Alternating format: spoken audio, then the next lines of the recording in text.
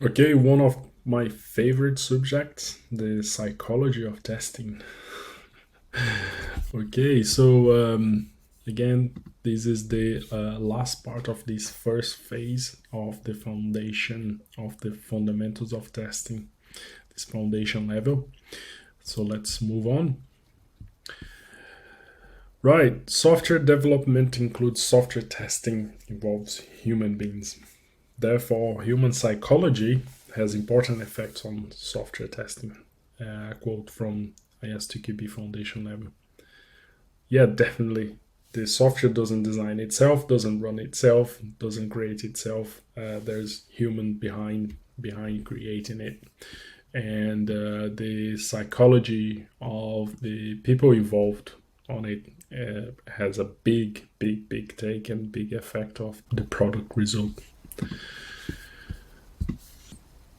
You have to identify the psychological factors that influence the success of the software testing, of the testing.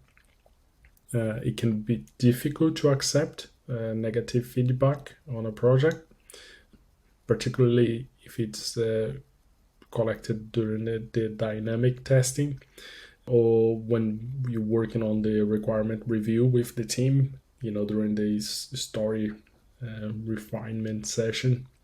This is when the team get together and everybody expresses its opinion about what we're going to work on. When a product is evaluated statically, it can be challenging to accept that it has defect. So remember we were saying about static testing. You go through the analysis and you question things and you look for ambiguous words.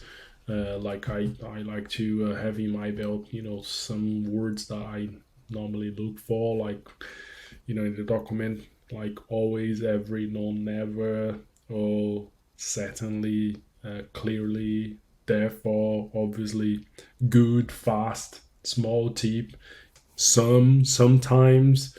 All these things for me, like it's a red flag, and it's like, you sure about these?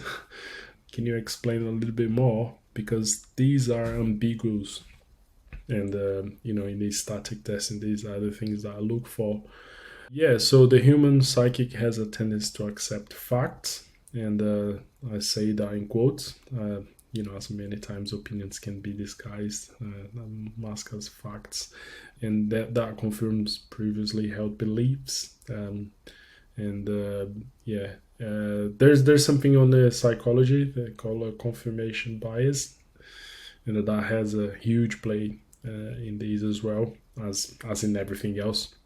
So, for example, developers tend to believe their code is error free. It makes it difficult for them to accept that it's wrong. Because it works in my machine. The classical phrase. No offense, developers. I work with you guys. In addition to confirmation bias, other cognitive biases may make it difficult for people to comprehend or accept facts generated by testing. The bad news is common in test results, so that's part of the job, and it's natural for people to be to blame the messenger. So confirmation bias, I like this drawing. It kind of illustrates quite well. It's quite interesting to explain these what we believe and what we evaluate when we're dealing with a piece of information. There's one of the principles I like to follow as well. I mentioned in my book, who do you listen to, and and that has a big part and big play on the success or the fall of an expert.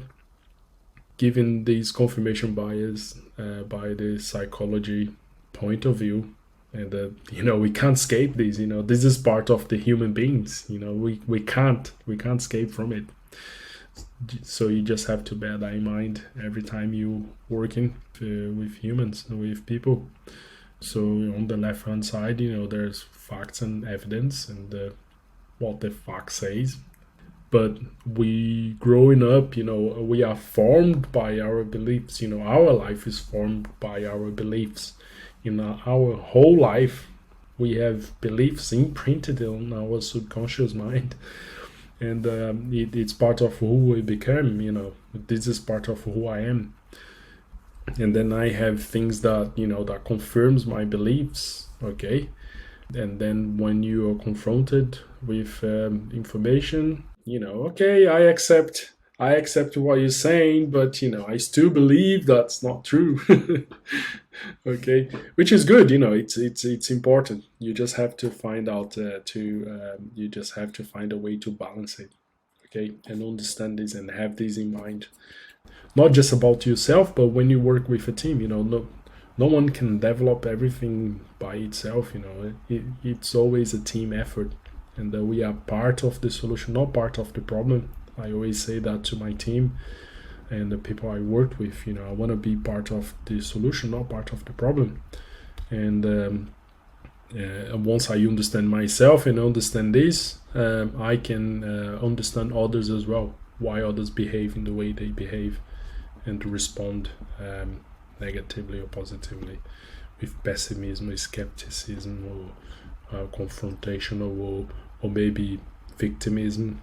That can help understanding that. So once you understand these, you'll be really, really, really helpful for your career, not just in work. I would say this is useful for friendships, relationships, for kids. If you have kids, I have kids of my own as well, so it can help immensely with this.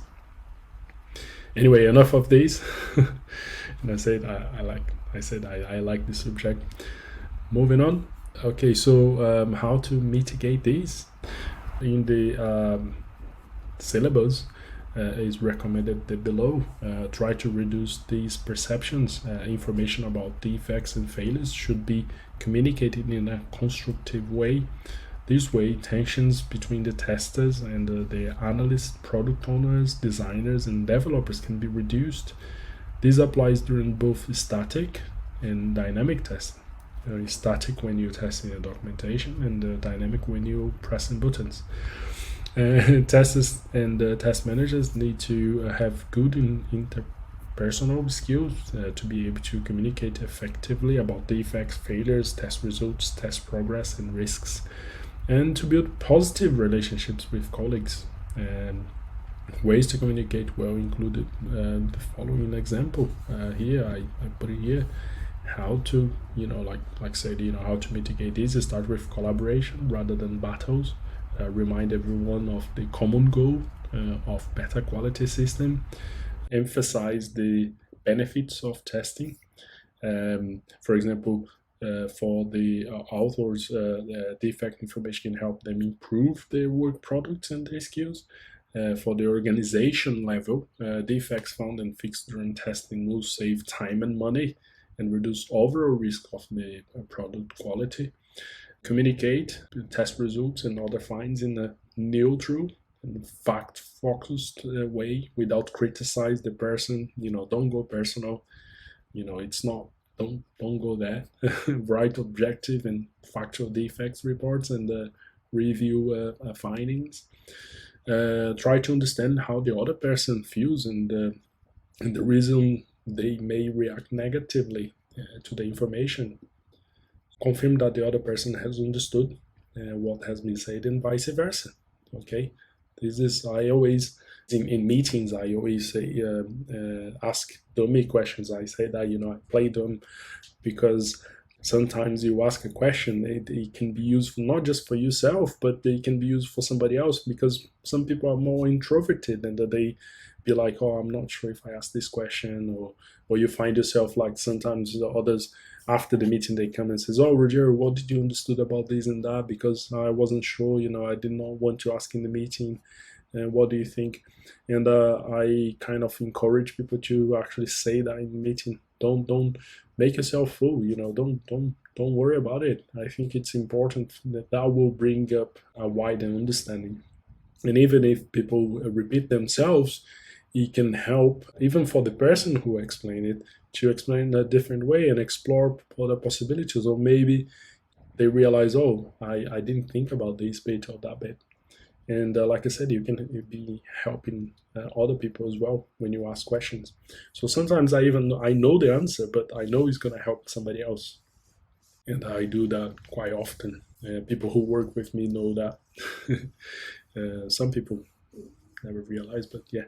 And one of the things I like to do as well when I'm recruiting people, and like I said, this is the part I like the most, is that when I'm asking questions, I don't focus intensively on the technical skills. I focus more on the soft skills, because I want to know about this part.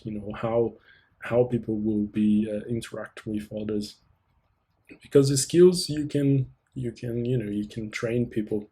Skills is, you can get trained on it, but the soft skills is it's something that you brought up with. It's part of your beliefs, and that is much more harder to change. I have my own beliefs, of course. I have where I've grown up and how my influences were, and I'm always like absorbing knowledge to see if I can improve this constantly, and in throughout my life for everything, and that can be immensely helpful in a team, definitely. And testers can help that with the quality.